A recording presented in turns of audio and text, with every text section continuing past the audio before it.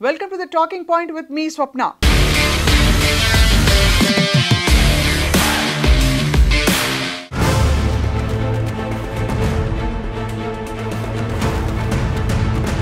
Asia దేశాలతో reserve bank of India సంచలన ఒప్పందం చేసుకుంది. మలేషియా, ఫిలిప్పీన్స్, సింగపూర్, థాయిలాండ్ దేశాలతో ఒప్పందం ఖరారైంది. ఈ దేశాలతో భారత్ నేరుగా నగదు చెలామణి చేసేయడానికి వీలవుతుందన్నమాట. అంటే మన భారతీయ పౌరులు అక్కడ వ్యక్తులతో కానీ వ్యాపార సంస్థలతో కానీ స్కానింగ్ ద్వారా డబ్బు చెలామణి చేసేయచ్చు. ఈ ప్రాజెక్ట్ సక్సెస్ ఏమిటి, దీనివల్ల కలిసి వచ్చే అంశాలు ఏమిటి, చైనాను ఎలా రౌండప్ చేస్తున్నారు, ఆర్థిక మంత్రి నిర్మలమ్మ దూకుడు ఎలా సాగుతోంది అనే విషయాలు ఒకసారి చూద్దాం.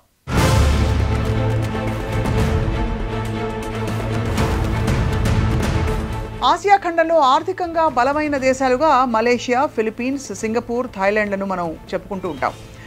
వ్యాపార పరంగా, ఎగుమతుల పరంగా ఈ దేశాలు చురుకైన పాత్ర పోషిస్తాయి. భారత్ నుంచి అనేక మంది ఈ దేశాలకు వెళ్ళి వ్యాపారాలు చేస్తున్నారు అన్న విషయం అందరికీ తెలిసిందే. అలాగే టూరిస్టుగా కూడా చాలామంది అక్కడికి వెళ్ళి వివిధ ప్రదేశాలు విజిట్ చేస్తుంటారు. కానీ అక్కడ ఏమి కొనాలన్నా కూడా, తెచ్చుకోవాలన్నా కూడా కరెన్సీని మార్చుకుని తీసుకోవాల్సి ఉంటుంది. దీంతో కొంతమేర ఇబ్బందులు కూడా కలుగుతూ ఉంటాయి. ఇప్పుడు రిజర్వ్ బ్యాంక్ ఆఫ్ ఇండియా ఆ దేశాలతో ఒక ఒప్పందం కుదుర్చుకుంది. మలేషియా, బ్యాంక్ ఆఫ్ థాయిలాండ్, అలాగే బ్యాంక్ సెంట్రల్ ఫిలిప్పీన్స్, ఇంకా మానిటరీ అథారిటీ ఆఫ్ సింగపూర్, ఈ సంస్థలన్నీ ఈ 4 దేశాల్లో కేంద్ర బ్యాంకులుగా నిలుస్తాయి. అందుచేత ఈ 5 సెంట్రల్ బ్యాంకులు ఒప్పందంలోకి ఎంటర్ అయ్యాయి. ప్రాజెక్ట్ సక్సెస్ అనే ఒప్పందం ద్వారా ఈ దేశాల మధ్య నగదు లావాదేవీలు ఏవైతే ఉంటాయో కొంచెం తేలిగ్గా జరిగిపోతాయి. కొనుగోళ్లు, అమ్మకాలకు డిజిటల్ పేమెంట్లు చేసుకునేందుకు వీలవుతుందన్నమాట.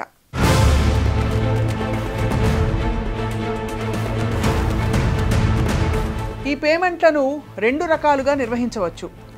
Person to person, person to merchant అన్నమాట. ఈ 2 మార్గాల్లో కూడా పేమెంట్స్ జరుగుతూ ఉంటాయి.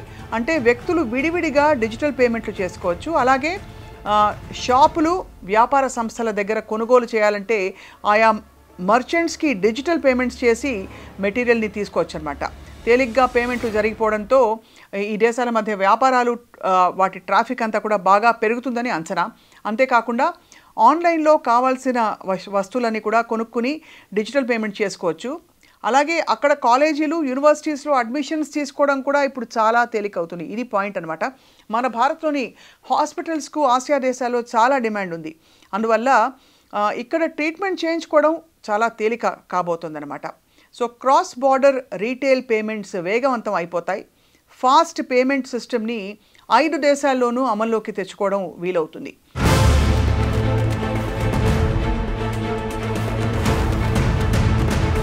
త్వరలోనే ఇండోనేషియా కూడా ఈ ఒప్పందంలోకి ఎంటర్ అవుతుంది. ప్రస్తుతం ఇండోనేషియా అబ్జర్వర్గా నిలుస్తోంది. సో త్వరలోనే ఇండోనేషియా కూడా ఈ గ్రూప్లో కలిసిపోతే ఇంకా చాలా పెద్ద డెవలప్మెంట్ అనమాట. అప్పుడు ఈ దేశాల మధ్య వ్యాపారాలు మరింత బలపడతాయి. సో ఆసియా దేశాల మధ్య ఒప్పందాన్ని ఆర్థిక మంత్రి నిర్మలా సీతారామన్ ఇప్పటికే క్యాబినెట్లో చర్చించారు అని తెలుస్తోంది. సో కేంద్ర ప్రభుత్వం ఆమోదం తీసుకున్నాకే రిజర్వ్ బ్యాంక్ వేగంగా అడుగులు వేసింది. 4 ఆసియా దేశాలతో ఒప్పందాన్ని ఒక కొలిక్కి తీసుకుని వచ్చినట్లు ఆర్థిక మంత్రి ప్రకటించినట్టు తెలుస్తోంది. సో రాగల రోజుల్లో మరిన్ని దేశాలతో ఈ ఒప్పందాన్ని విస్తరించబోతున్నారు. ఇతర ఆసియా దేశాలను కూడా కలుపుకుని భారత్ ఆర్థిక రంగంలో వేగంగా దూసుకువెళ్తుంది. ఆసియా దేశాల మధ్య ఇటువంటి ఒప్పందం కుదిరినప్పుడు చైనాకు చిక్కులు తప్పవు. ఆబ్వియస్లీ ఆసియా ఖండంలో చైనాను ఒంటరి చేయడమే లక్ష్యంగా భారత్ అడుగులు వేస్తున్నట్టు అర్థమవుతుంది. చైనాకు సమీపంలోని ఆసియా దేశాలతో భారత్ డిజిటల్ పేమెంట్ ఒప్పందం కుదుర్చుకోవడం చారిత్రక పరిణామంగా మనం చెప్పుకోవచ్చు. That is the talking point for today. Thank you all for watching.